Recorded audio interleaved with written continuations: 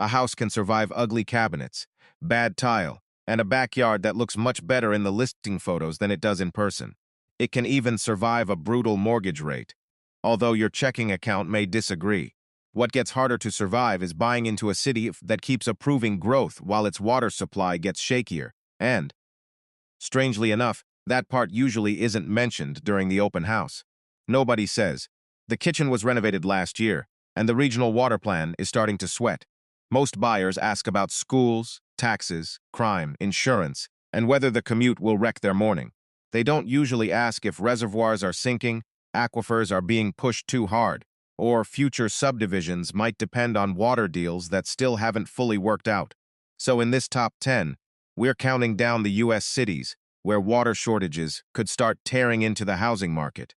Before we begin, like the video, subscribe, and tell me which city you expected to see here. Because in a few of these places, the housing stories already looks very different once you check the water bill. Number 10, Denver, Colorado. Denver doesn't look like a water risk city when people first imagine it. Its image is built around snow-covered mountains, alpine runoff, and an outdoor lifestyle that makes water feel abundant even when the system is under strain. That image took a hit in 2026. On March 25, Denver Water declared a Stage 1 drought and asked customers to cut water use by 20% through April 30, 2027. The utility said supply reservoirs weren't expected to fill, and streamflow forecasts pointed to runoff at only 10 to 30% of normal. Denver Water also imposed temporary drought pricing, beginning with May 2026 water use. Residential customers using higher outdoor water tiers were charged up to an extra $2 per 1,000 gallons on top of existing rates. That's where the water story starts moving into the housing story. Denver homeowners aren't just being asked to conserve. They're absorbing the cost of a fragile water system while living in an expensive inland housing market. The Denver housing market was already becoming selective by spring 2026. Active inventory reached 9,846 listings in March, up 9.55% from the previous month. Attached homes saw median days in the MLS jump from 9 to 31 days in a single month. That matters because water-related costs land differently in a market where buyers take longer to decide. A household evaluating an expensive Denver home also notices higher recurring bills and stricter outdoor water rules. For sellers, that pressure shows up through a market where buyers have reasons to hesitate and room to negotiate. For future development, it raises questions about how much more expensive the front-range growth model becomes when drought management moves into regular billing. Denver ranks lower because the housing impact is appearing through cost and market friction rather than subdivision shutdowns. Even so, water stress is already changing what it costs to own a home there. Number 9. Ridgecrest, California. Ridgecrest shows how water pressure hits housing markets outside giant boomtowns. The city sits in Indian Wells Valley, where groundwater has been overdrawn for years. A proposed imported water pipeline tells you how serious that pressure has become. The project calls for 50 miles of infrastructure, with local reporting placing the cost around $200 million. For a small desert market, that kind of project is a declaration that preserving water reliability shapes the economic outlook. That matters because the Ridgecrest housing market is already losing strength. In March 2026, home prices were down 9.53% year over year. Homes took an average of 88 days to sell, up from 68 days 1 year earlier. When prices are moving down and sellers are waiting close to 3 months, future water costs aren't a distant issue. They become part of the reason buyers may slow down or decide a different market looks safer. Ridgecrest also depends heavily on the economic ecosystem around Naval Air Weapons Station China Lake. That connection makes the housing market sensitive to anything affecting long-term regional stability. If maintaining water reliability requires a massive pipeline and continued political fights, local homeowners can't treat it like a side issue. It affects buyer confidence in a market lacking endless outside demand. A weak housing market tied to a chronic water imbalance has a hard time convincing people the downside is temporary. Its water problem is structural, its housing market is softer, and the stories reinforce each other. Number 8. Laredo, Texas. Laredo's water risk starts with one uncomfortable fact. The city has very little short-term margin if its main water system runs into trouble. In 2026, Laredo had only about 10 hours of emergency water storage. The city's supply remains tied to the Rio Grande, meaning infrastructure, weakness, and drought pressure sit on the same dependency. The deeper fight is about future supply. Laredo has pushed back against groundwater allocation decisions, affecting the Carrizo-Wilcox aquifer, because limits could restrict development.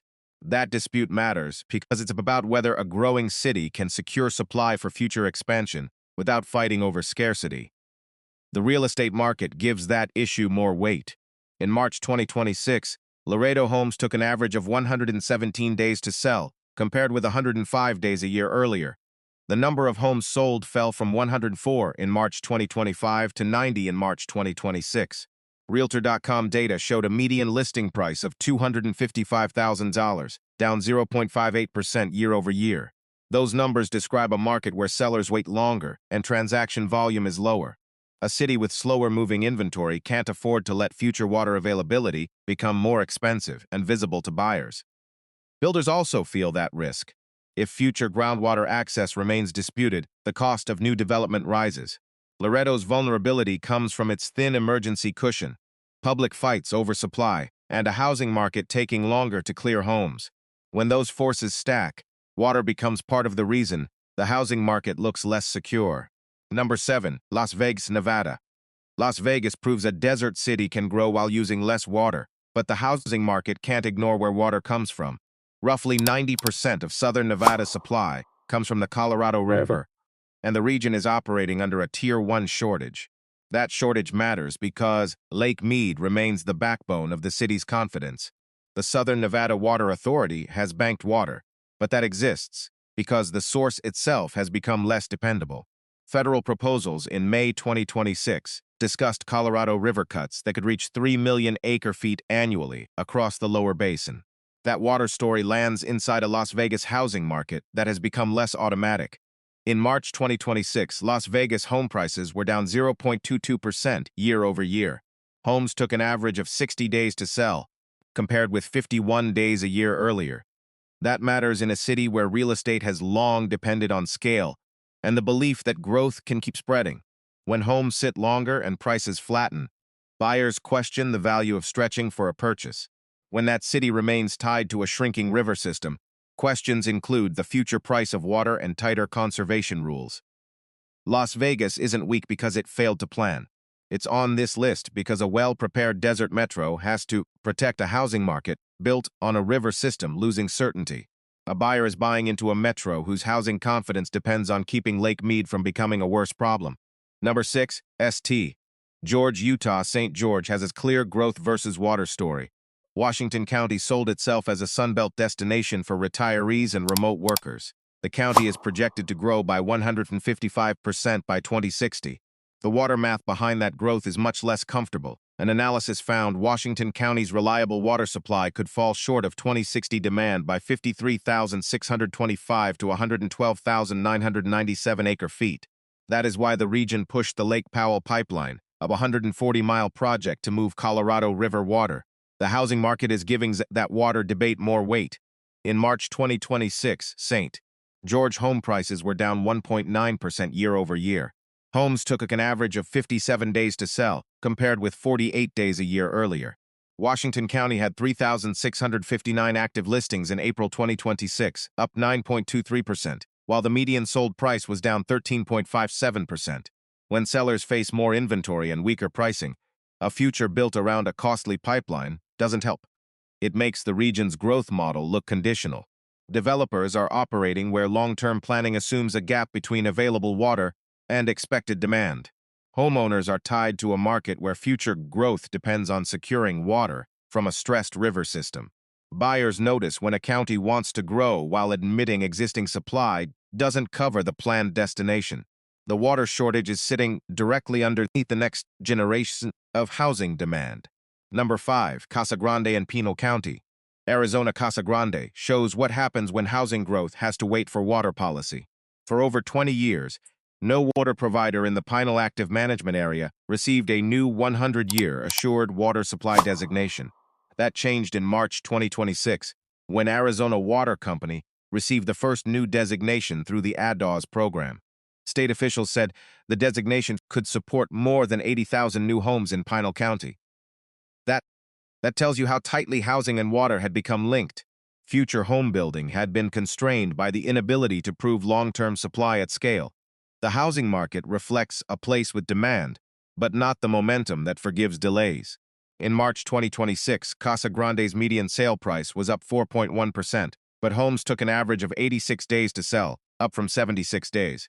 The 85112 zip code saw home prices fall 1.6%, while time to sell stretched to 84 days. Casa Grande is a market where buyers have more time, and the pace of absorption isn't fast enough to hide the water issue. When future growth depends on a new 100-year designation, the cost of water becomes part of getting housing built.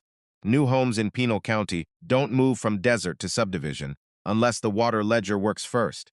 The market's future supply has been shaped by water rules, and next homes exist because a legal path made them possible. Number 4. Phoenix's outer growth belt, Arizona. The outer edge of Phoenix is where water conflict became a development constraint. Arizona's groundwater model projected 4.86 million acre-feet of unmet demand over the next 100 years. The state stopped approving new subdivisions relying on groundwater without an alternative assured supply. Developers had filed for confirmation of supplies for roughly 300,000 home lots when the decision hit. Another 162,000 lots from Phoenix west toward Buckeye remained undeveloped because of shortfalls. Land that looked like future subdivision inventory suddenly became harder to monetize. Developers banking on outward growth had to rework assumptions about timing and infrastructure. The broader Phoenix market was already becoming less forgiving. In March 2026, Phoenix home prices were down 5.2% year over year. Homes took an average of 51 days to sell. Market softness matters because Phoenix's edge growth depends on affordable subdivisions farther out. If builders can't get approvals in groundwater-dependent areas, cheaper outer ring supply becomes complicated to deliver. That can delay projects, raise land costs, and worsen affordability. Phoenix's outer growth machine has to answer how much housing can move outward when groundwater isn't a blank check. That question is changing what gets built and how expensive growth becomes. Number 3. Corpus Christi, Texas. Corpus Christi ranks high because the water emergency is no longer distant. The city's dashboard projects a Level 1 water emergency by September 2026.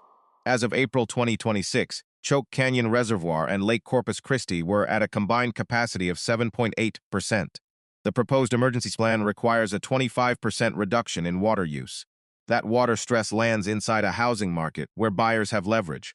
Realtor.com classified Corpus Christi as a buyer's market in March 2026, with median days on market at 65.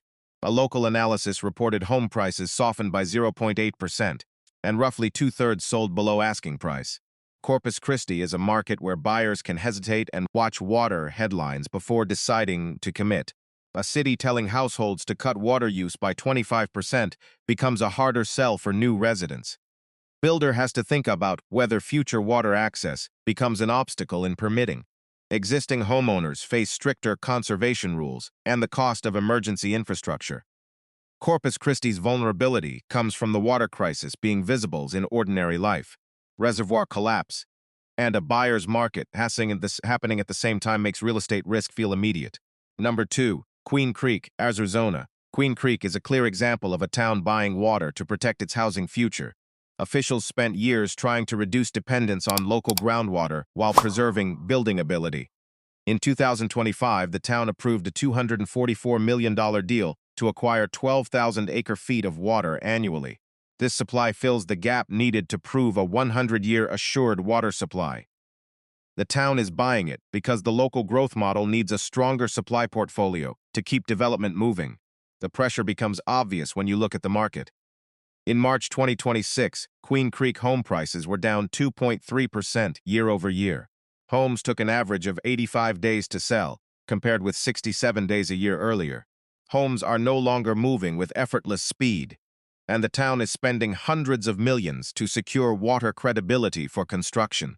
It shows up in water resource fees and the cost of keeping a high-growth suburb eligible for development.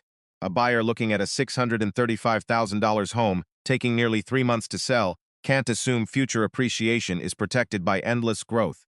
Growth now has a price tag measured in acre-feet. The town's real estate future depends on converting expensive water rights into permission for the next wave of homes. Number 1. Buckeye. Arizona Buckeye is the strongest city for this countdown because water became a direct brake on the housing machine. Its population surged from 6,500 in 2000 to roughly 120,000. That growth vision depends on certified water to keep turning desert into homes. In 2023, Arizona stopped approving new groundwater-based subdivision certifications in Buckeye. Buckeye's building pipeline stalled for 2 years, even though 10,000 unbuilt homes had certificates in place. Water didn't just make growth look less comfortable. It interrupted the home-building pipeline. Buckeye secured rights for 5,926 turf feet per year from the Harquahala Valley. Arizona approved ag-to-urban water credits for a Buckeye project, supporting 825 homes, showing how housing depends on the water ledger. The housing market is showing why that matters. In March 2026, Buckeye home prices were down 1.2% year-over-year. Homes took an average of 85 days to sell, compared with 66 days a year earlier. That slowdown lands in a city whose selling point has been more house for less money. When homes take longer to move and subdivisions depend on expensive deals, the affordability story frays. A buyer has to ask if future growth comes with higher infrastructure costs and a weaker resale narrative. Buckeye earns the top spot because the groundwater problem slowed the dream of endless subdivision growth. The market is moving more slowly. The city's future depends on proving its housing boom still has enough water underneath it. If there's one pattern running through this countdown, it's that water problems don't stay in the background forever. Once supply gets tighter, housing starts paying for it through slower construction, higher household costs, weaker buyer confidence, and markets that become harder to defend at boom-era prices. None of these cities has the exact same story, but they're all running into the same basic limit. Growth is much easier to advertise than it is to supply. Thanks for watching. If you found this breakdown useful, please like the video, subscribe to the channel, and let me know in the comments which city surprised you the most.